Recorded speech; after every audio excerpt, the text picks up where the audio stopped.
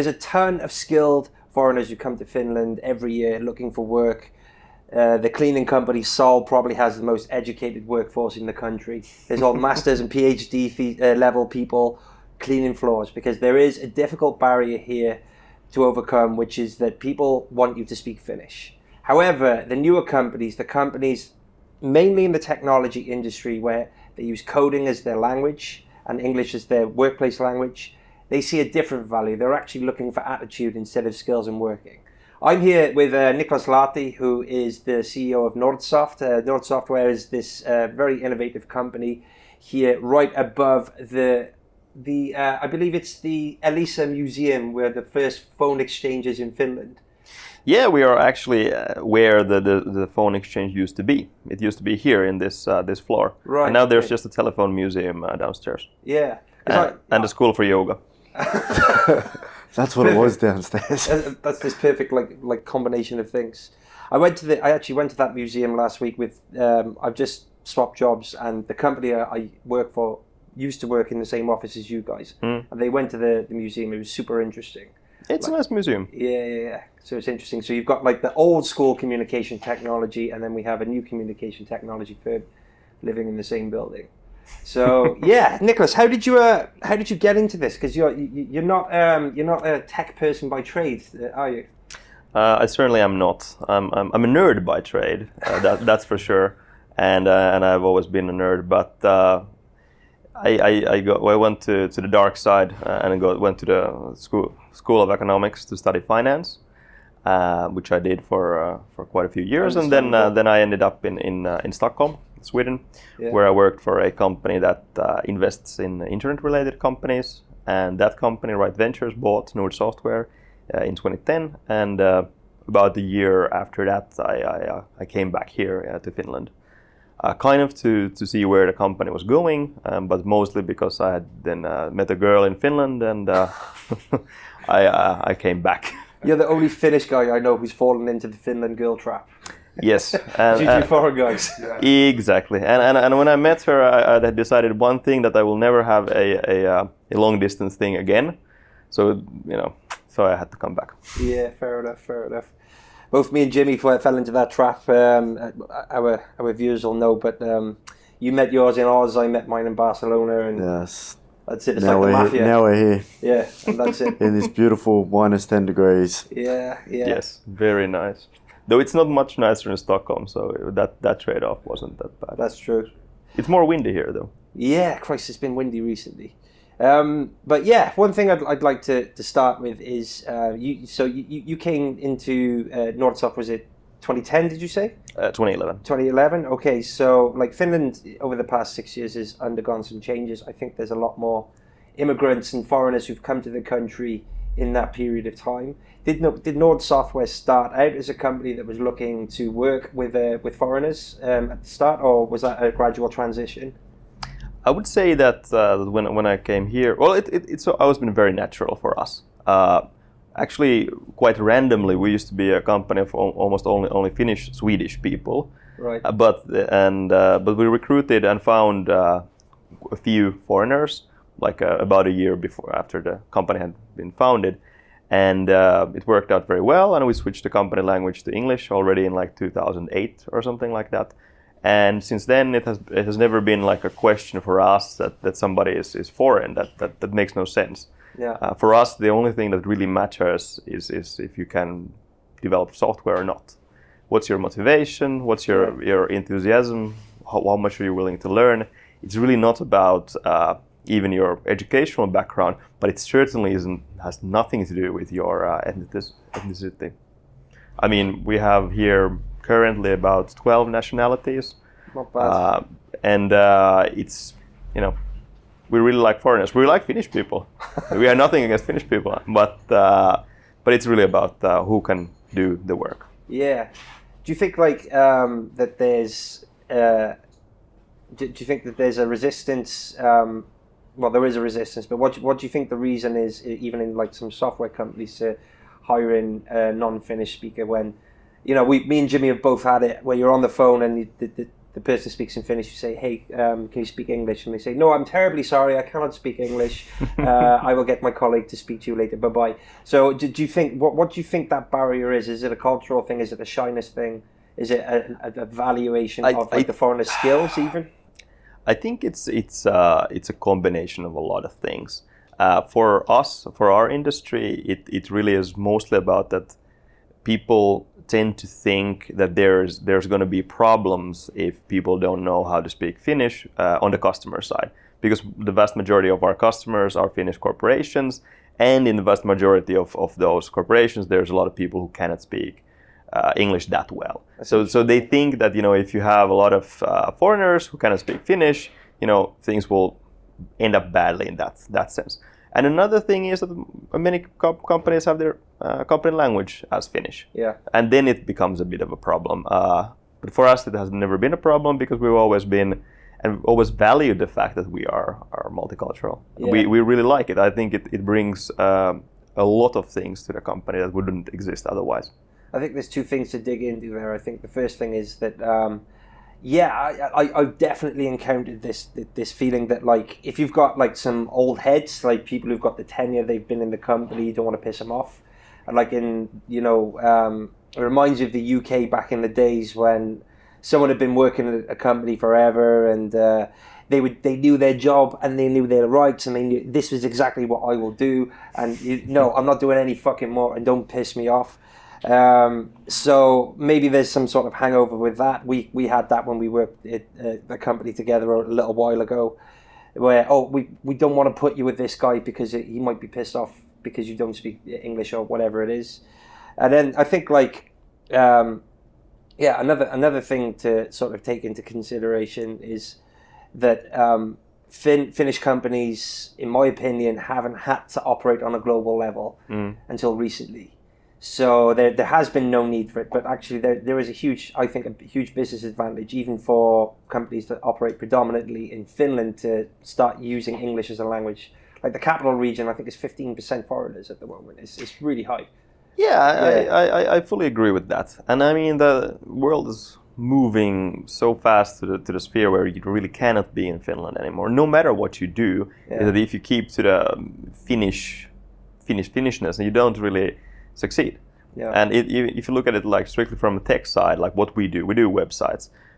10 years ago, most of the websites were developed by these kind of like own tailor-made crappy pieces of software that were coded in Finland. Like the system itself wasn't from Finland. Now everything is WordPress, which is of course international, and you cannot really change that. We don't have like Finnish e-commerce systems or platforms anymore. We have only US based basically, or maybe UK based systems, but you have to take them.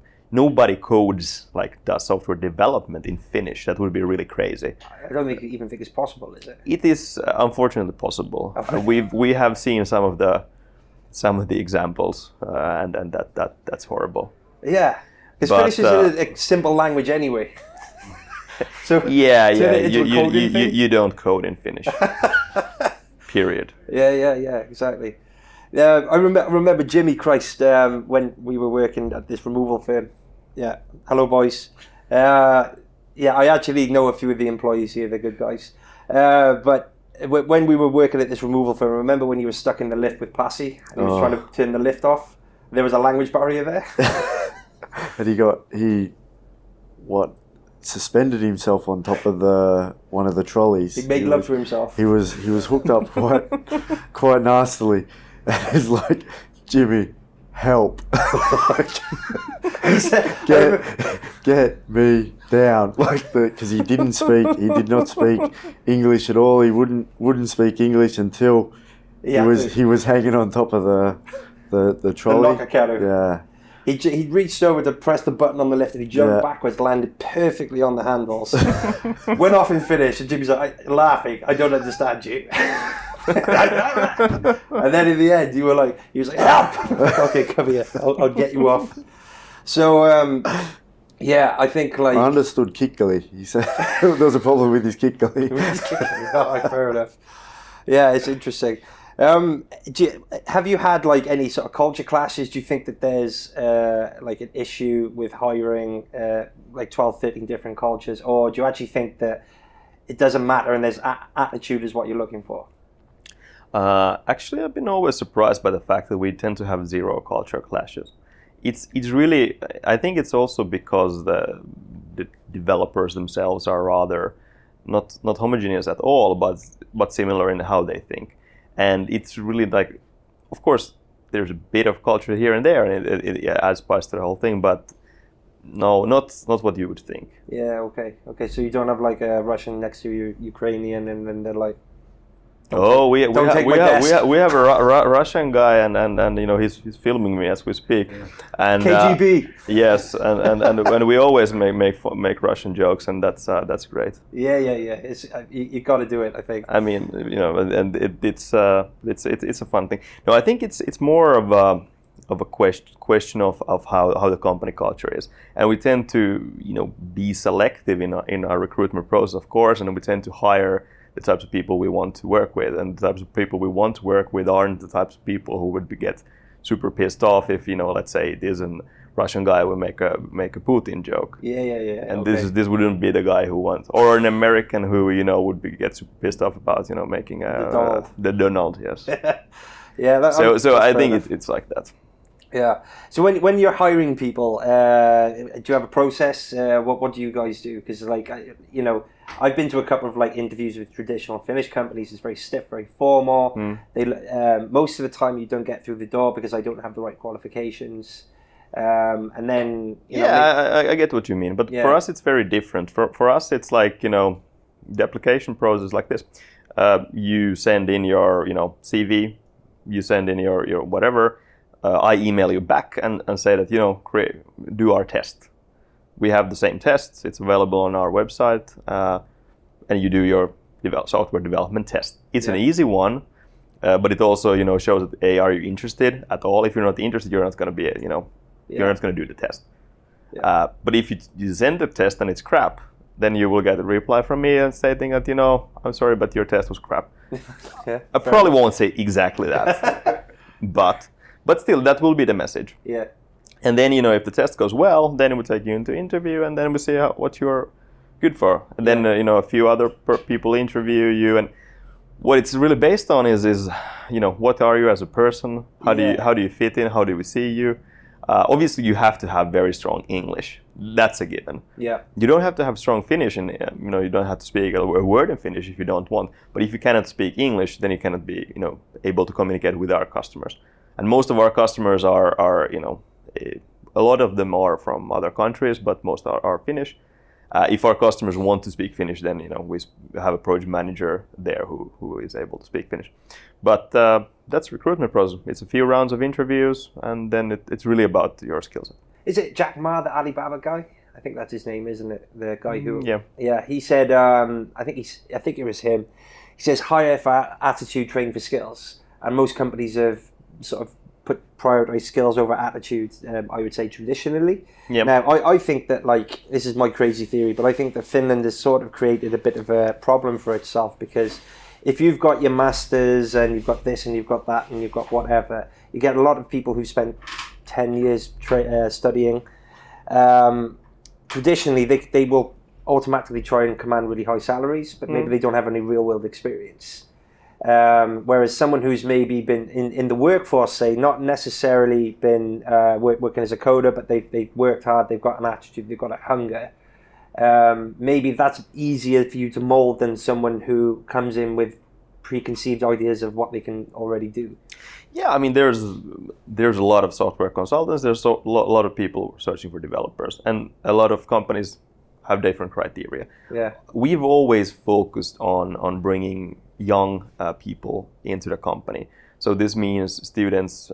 Jimmy, we're fucked. This is second, third year students. We don't really focus at all on actually the education base of these guys. Actually, what you learn in the schools, the universities, the AMKs, it's kind of shit. Yeah. You don't really learn what you should learn.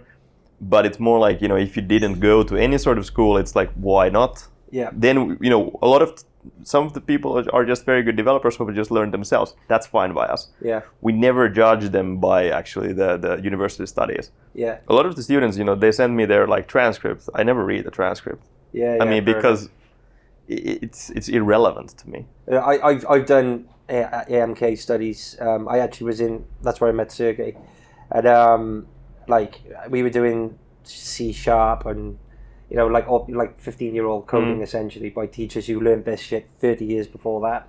And it's fine, but the fact is that like there's a new language coming out every 6 months. Yeah, but it's not fine. Yeah. You learn irrelevant things, and then you think as a student that you've learned something relevant, and then you base your own sort of value on that, and it's really stupid. Yeah. But what we tend to do is that we see what the person can do. That's really it, and then we teach them. I mean, most of the people who are working here, we put them in and we basically make everybody do the same sort of training program. I heard from you before the podcast started that you've got a guy who was a refugee. We do. Yeah, and you trained him up, and he came through to the program, and now he's working here as a developer. Yeah, we have Nizar from Syria. Yeah, he came to Finland. Due to the war really at the start of the year. And it was the exact same thing. It was 2 Finnish guys and him in the same training program. He's actually the only one of that training program who's left. The other 2 are studying, and he's working. Jesus Christ! But he's been a really super good employee. I have to say that I've very rarely met a guy who's more diligent than him. That's amazing. Yeah. I think that's another thing as well, because like in Finland, there is a glass ceiling here for sure. For sure. And okay, it's starting to break down a little bit. Like I recently got hired by a company, and they were more about same thing. We like your attitude. We can see that you can do the job. Maybe you don't have like this work track record, but that's fine. And I think that's really is starting to happen, especially because companies. I think company culture is super changing from the very traditional vertically structured, sort of really cumbersome, boring. It's all about the admin instead of the actual people in the company. So you work to fulfill the bureaucracy instead of working to make the people in your company better, because they are the company. So I think that this is like really, really changing there, and especially with we've got all the developers, but there's marketing that's coming out, there's SEO, blah blah blah blah blah. It's really is changing, and I think that there are going to be more opportunities coming, for foreigners. So yeah, it's good. I certainly believe so. Yeah. There's hope for you, Jimmy. You'll be fine. Yeah. We'll see. Yeah, I mean, you're a great example, actually, like you said, because your family has a property business essentially, and you've worked in it forever. Since I started there in 2004, I think it was. Yeah. So you know your stuff. And then came here and we're moving furniture. Yeah. That was the best we could do, like job wise. Do you think that because I know you've come across a lot of sort of bureaucracy problems with like trying to set up the business that you want to set up? I think that's probably still kind of a big barrier here. Do you think that that's like something that's affecting other businesses as well, Niklas? Like what do you exactly mean? So the fact is in Finland is that there's a law for everything. Yes. And then there's laws for laws. Yes. So I think like with foreigners who want to take a chance, it's super difficult actually. Yeah, it's very hard to know exactly what you should do. You have to know who to ask, and you have to know like somebody who knows how the system really works. So, yeah. Even though the bureaucracy isn't I think it's not that tough, but there's a lot of things that do scare you, and then the Finnish state is super punitive on things. If you miss one VAT deadline, or if you miss this or that, they really slap you hard. Yeah. And it really makes no sense. Yeah. Like you miss a 10 euro fine of something, and then you get a huge penalty on that. Yeah. It's things like this that actually do scare people. And most of their correspondence comes in Finnish as well, which yes, which screws you, like, because you can't do anything. They won't send you any information in English. So, like you say, you need to pay your VAT payments, and everything comes through in Finnish. So, unless you got a missus or a good accountant, my missus was my unofficial employee. But it is like that. Like I have a good friend who's building a startup here in Helsinki, a German guy, and he cannot do any of his like correspondence. He always has to go to the CTO to do all the admin because he cannot do the admin because he cannot read the admin, and that's crazy. It's really crazy that for a government who's supposed to somehow emphasize building new businesses, that you cannot even do the basic stuff in English. It makes no sense. But you can do it in Swedish, and this is like super crazy. Well, I think like there's this huge trade-off. Of course, like if in an ideal world everyone would have time to sit down, learn Finnish, do it, take 2-3 years, whatever. But the fact is that you're missing out on possibly hundreds of millions, maybe even billions of euros of contributions in terms of talent, in terms of people being in the workforce, not being supported by the government instead, but actually working. And this transition to English at the government level, as well as Finnish. I mean, if Finnish was like Spanish, maybe there wouldn't be the problem, because like but I think that one of the most stupid things you can do for a foreigner is make him learn Finnish. You don't need Finnish for anything. Don't speak to my wife.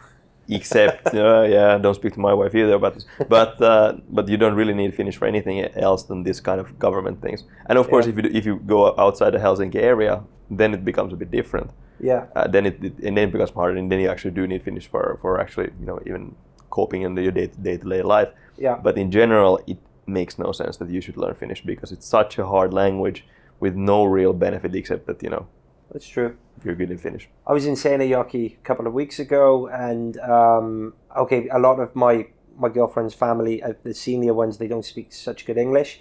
But we went out on the piss, and everyone spoke English. Like everyone did, even in Seinäjoki, which people would consider not exactly to be like downtown Miami. It was fine. So there is this huge generation gap coming up. This 10-year-old kid in Martinlaakso the other day came up to me, said something in Finnish, and it was just really, really Martinlaakso slang. So I said, sorry, I don't anyway. Okay, hello, where is kebab restaurant? I said, okay, rautatie asema. And he's like, okay, thank you. So, but I mean, even language learning in Finland is a bit nuts because we emphasize so much on the theory, and we emphasize so much in English, like the grammar, and we really don't speak it. Like if you study English in a Finnish school, you will end up speaking very little of it. Yeah. You will end up studying a shitload of grammar, and a lot of Finnish people know English grammar better than English people. Much better. And that's really nuts. And that's just the way we do things. But I personally think that one of the best things that the Finnish government could do is just say bye to Finnish and make English the official language. Yeah. This would really boost GDP. Yeah, I don't think what's his face Timo Soini would be happy with that, mind. He will not be. He probably No. Head explosion. It's not gonna happen. No. But it would be good. It would, it would be good. I've always, we got to be careful talking about this because it sounds like, we're saying fuck you, like we learn English, like is the stereotype. But I think Finland is this unique situation. I think the Nordics in general have this going on where, it does make sense from a financial perspective for sure, and from a progression perspective to integrate.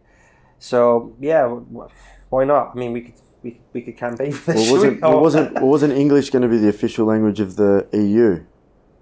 No. The French got their first name. No, but didn't then Britain exited or whatever, and that's what they sort of lost the momentum. I don't think it's a relevant topic right now. But I would say is that as Finland is an extremely small and extremely export-driven country, and it will be in the future even more small on absolute level, or let's say percentage level, and even more export-driven. Yeah. And it has to be that.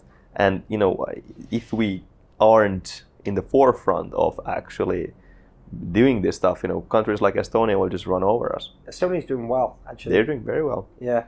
So do you think like the exports, we're moving away from products from the Nokia model to the service models, to the software as a service, these sorts of things? No, we're moving to service in everything.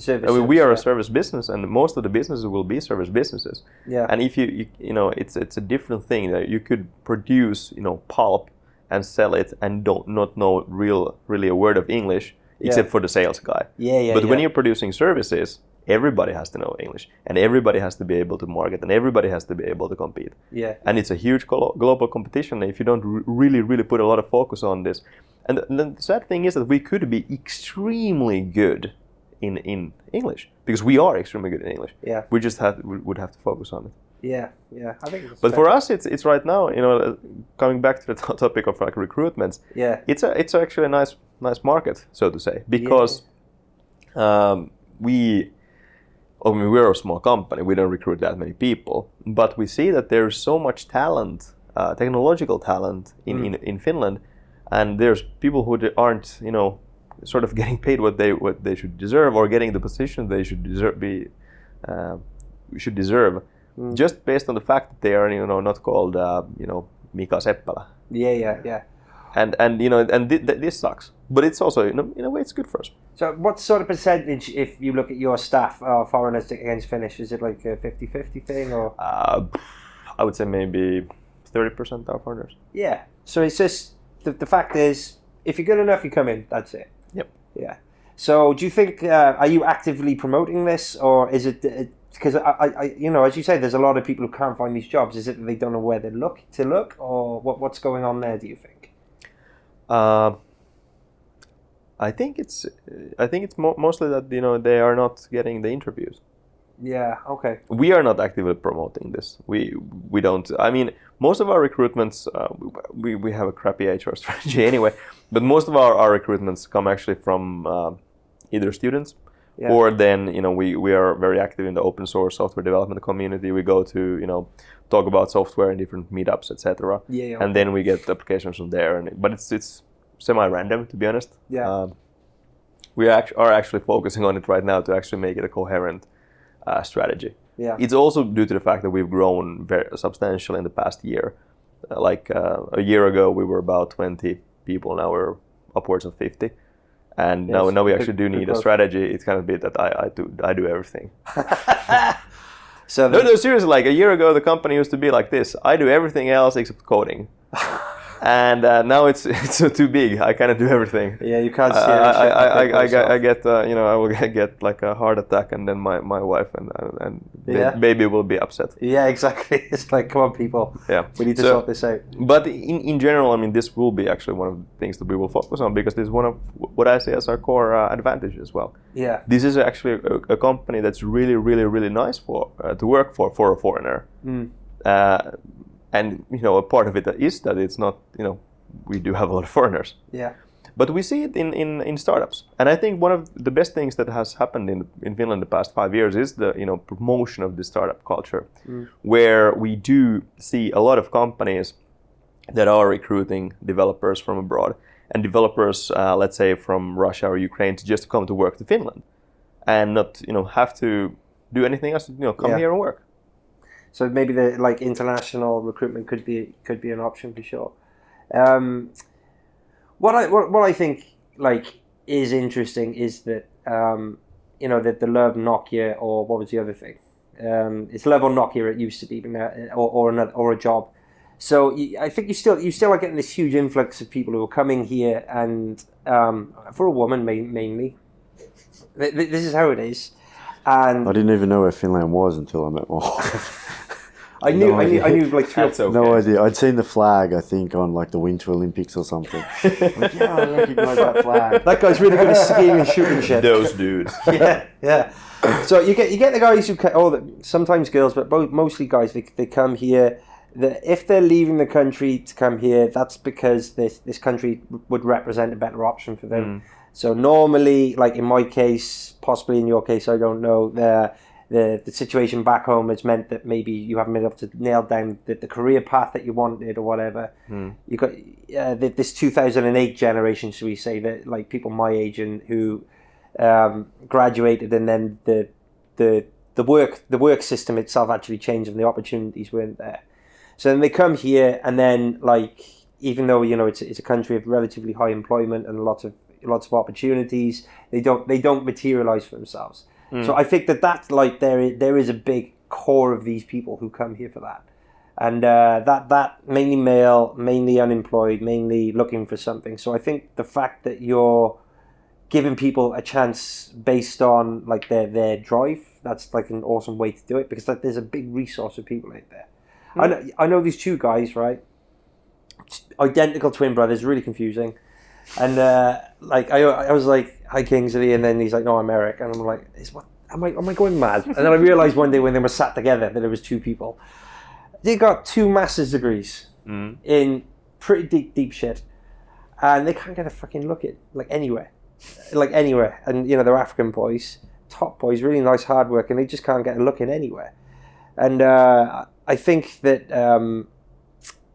that for me, because I've been through the job hunting process as well, a lot of companies, maybe they don't like actively recruit. So I actually got my position through an open application. I just sent it there, and it tended to be the right thing. So I think if you do this strategy where you actually go and look for people, you're going to find some gold there for sure. No, I believe that. Yeah, you just have to get someone else to do it because you don't have any time. Yes. So what's for the future for Nord Software? What are you guys planning, especially in terms of like, are you looking to find more foreign people? Are you hiring right now? What's going on? Yeah, we are hiring right now. Yeah. Just had two interviews today. What's going to happen in 2017? I think our kind of growth path will continue as a company. We had a very, very good last year, and this year is looking excellent as well. I think the market is picking up as well. The Finnish economy is stronger, and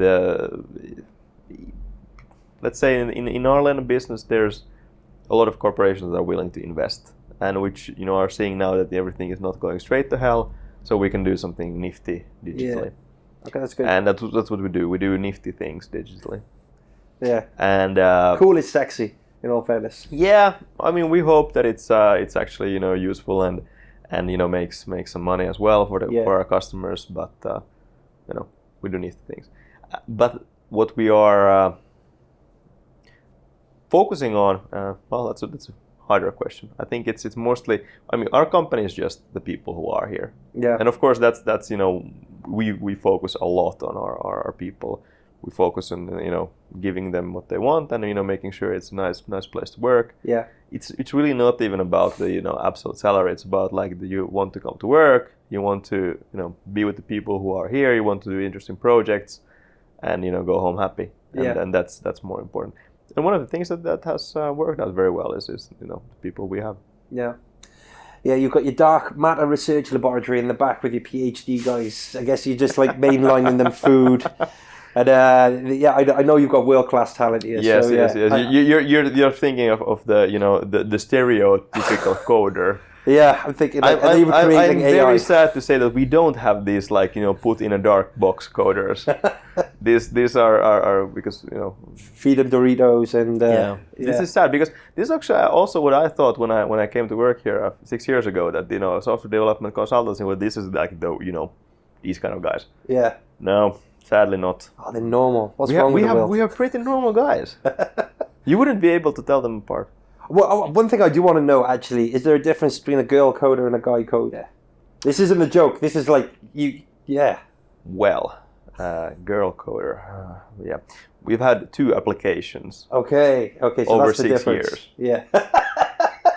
That's the difference. So it's hard to say. Yeah, okay, fair enough. No, this is actually. I mean, and I don't really don't want to be gender biased, but I think we would recruit if we, because I would love to have some female coders here. Yeah. But they never apply, and I don't know why. Yeah. We do have a lot, female staff. I think 6 or 7, but female coders.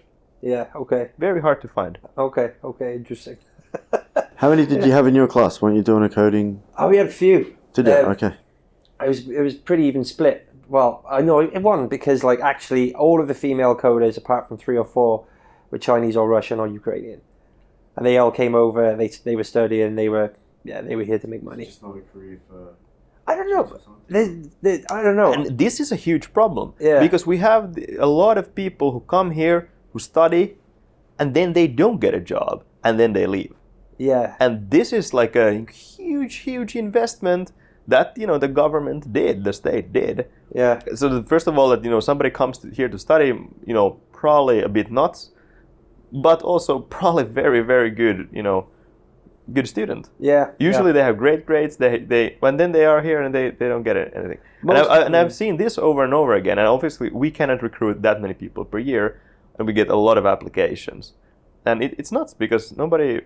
It's really a problem. It's really a problem with actually people from the Asian countries. Yeah, for sure. This is like it's for somebody from let's say Western Europe or UK. It's still a lot easier than for somebody from let's say Vietnam or something like that. Well, what happens when people speak to me is like, oh no, you're from the UK, and then I see other people and it's like, oh, you're from Vietnam. Okay, so like, no, I don't mean that in the bad way, but I think that like you are at a natural advantage in Finland from an English-speaking country, because Finns automatically feel like, oh shit, I need to impress them with my English and I don't want to mess up. So like you have this advantage straight away, like, and there is that, but then also as well, of course, hiring is a different thing. But yeah, now you mention it, it is interesting. I'm thinking about, I actually started coding at Ammattikorkeakoulu, and I wasn't learning much, so I went to business in the end. And out of those guys, a few of them are in low to free internships. They're either getting like 400 a month or they're not. There's a load of people looking for work, and maybe they're in a software company, but they're making tea or something. And then that's funny. Yeah. Well, it's not funny. It's actually sad, but it's weird. Yeah. So that's happening, and then there's one or two. There's this one girl, the Ukrainian one, and she's doing fine. She's working for like quite a well-known Finnish fintech company. Okay. It took her a few years, but she was super motivated, Ukrainian. And then there's some weird Russian guy who managed to get a job at some innovative coding company which is nearby here, some Nord software or something. And, yeah. But I mean, he came. I know the guy. He has a nice mustache. That's him. He came box fresh though. I think he knew his stuff basically before he came here. He did know his stuff, Yeah. but I mean, he's also a great example of somebody who who's just a great employee. And one of the things that is really like, I don't know if it's bad to say this, but people who are foreigners tend to work a shitload harder from the get-go. Yeah. I mean, and this is something that we experience time and time again. And I don't mean to say that our Finnish coders don't work hard. They do, but as a rule, foreigners go way the extra mile. So after the work day ends, they study for 2 hours, or they do something for it, and it really is like, and that's how you develop yourself. Yeah, exactly. I think that's the Finnish culture as well. Like if they start at 9 o'clock, they walk through the front door at 9 o'clock and they walk out at 5. Yeah, not our company though. No. They come in when they want. when they want. And sometimes they don't come in for 3 days, and then I was like, where the fuck are they? And okay, yeah, they did some work. That's good as well, though. No, but it's a culture, and of course, who the hell? I'm not their baby sister who's watching them over. I'm not their mother. I mean, they will if they don't deliver the piece of software they're doing, they will hear from me like, where the hell is the software? Yeah. But however they want to do it, if they want to code standing on their head at 4 a.m., what do I care? Yeah, that's good. If that's good for them, well, fine by me. That's awesome. Like, I always feel like in my new place, like, is it really like this? Is it? I don't know. Is this going to end? Because like it's quite chill, and it's like about people. And it's about you got to do what you've got to do, as long as the work gets done. Yeah, but I mean, you work for a special company. Yeah, it's good. I mean, it's a great company. Yeah, it's right? a great and company. It's great people, but it's not a typical Finnish company, and neither is this. Yeah. Like it's just the IT industry might be moving forward. The country certainly isn't like fully there yet. That's true. But yeah, hey, I know that you've got to run off. You're a busy man. You've got shit to do. You've got banter to oversee as well, I believe. No, I think the banter has ended. We had a presentation about kickboxing today, I think. Okay. But no, it's really funny. Like last week, or no, the week before last, we had 29 slides on the office Wi-Fi. Okay. That was a very interesting presentation. Like, first of all, how do you make so many slides about the Wi-Fi? Yeah. And what Sam said, that there's still more to tell. Oh my God. Yeah. People got. No, but it's a tradition, like what Sergey has actually done now, that we have a presentation of whatever you want to present on each Friday. That's with kind beer. of cool. Yeah, that's very cool. But yeah, I have to go. My wife is actually waiting. Yeah, no problem. It was an absolute pleasure. So where can people find you? It's like nordsoftware.com, is it? It is surprisingly nordsoftware.com, Yeah. and we are recruiting. And if you're a great JavaScript developer, hey, send me an application. I'm sure to check it out. If he says it's crap, don't worry. It's all good. This is what he does. Thanks a lot, guys. Please subscribe to the channel. Follow us on all the socials. Go to our Patreon page. We have a grand total of 0 followers on our Patreon page. So we need some people over there as well. Come on. You don't even have to pay anything. Just come over there. Help us out, all right? And we'll be back soon with something. So thanks a lot. Enjoy your weekend. Thank you very much. Thank you. Cheers. Thank you. Cheers. Cheers.